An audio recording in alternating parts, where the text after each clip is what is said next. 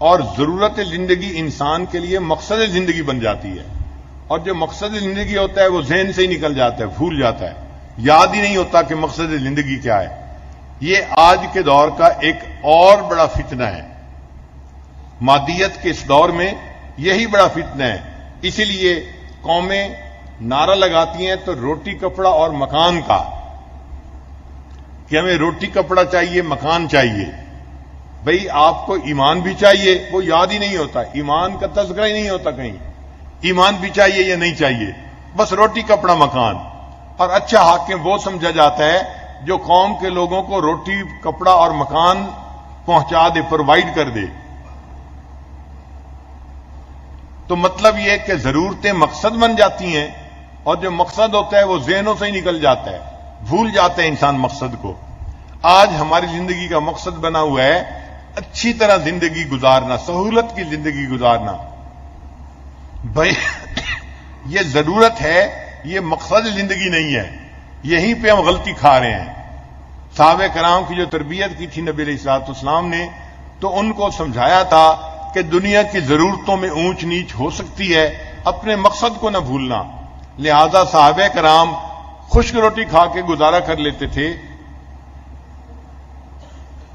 پیوند لگا کے کپڑے پہن لیتے تھے، مگر مقصد کو نہیں بھولتے تھے، ایک ایک چیز میں اپنی آخرت کا خیال رکھتے تھے۔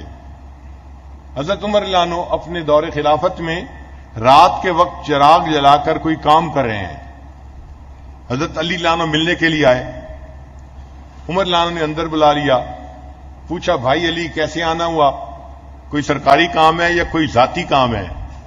ان کا جی میں تو بس ذاتی طور پہ آپ کو ملنے کے لیے آیا تھا، کوئی سرکاری کام نہیں ہے۔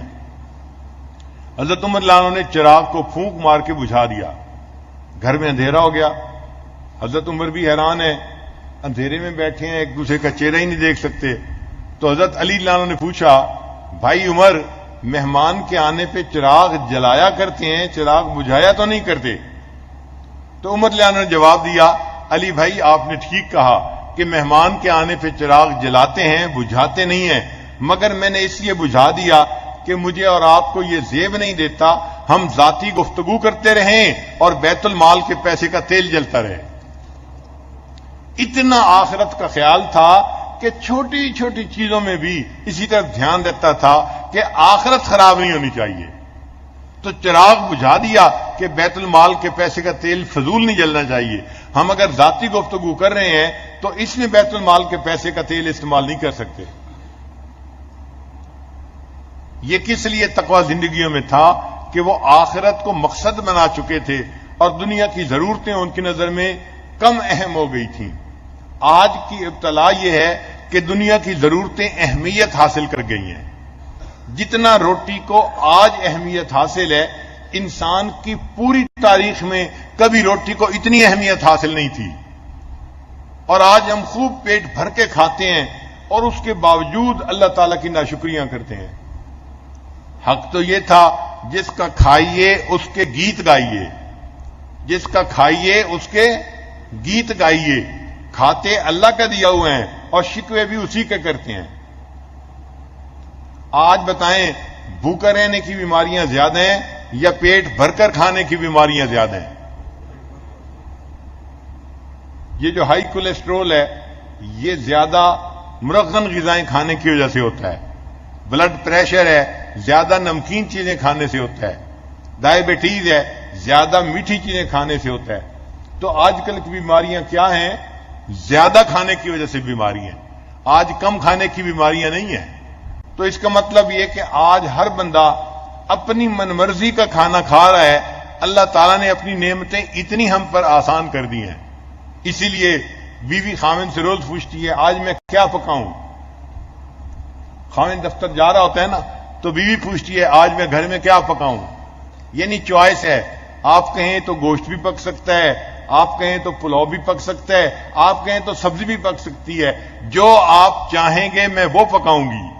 تو ہم تو اپنی چوائس کا کھانا کھانے والے لوگ ہیں، اور کئی لوگ تو ایسے ہیں ان کے دسترخوان پر 3-3 4 قسم کے کھانے ہوتے ہیں۔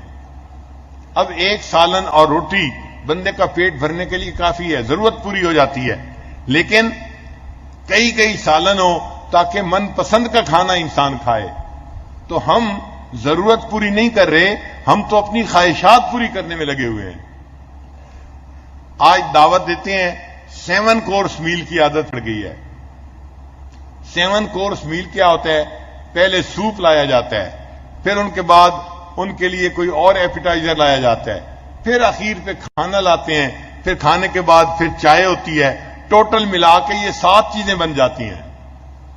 تو 7 کورس میل کے کھانے آج ہم کھاتے ہیں, اور اس کو ہم نے اپنی ضرورت سمجھ لیا ہے.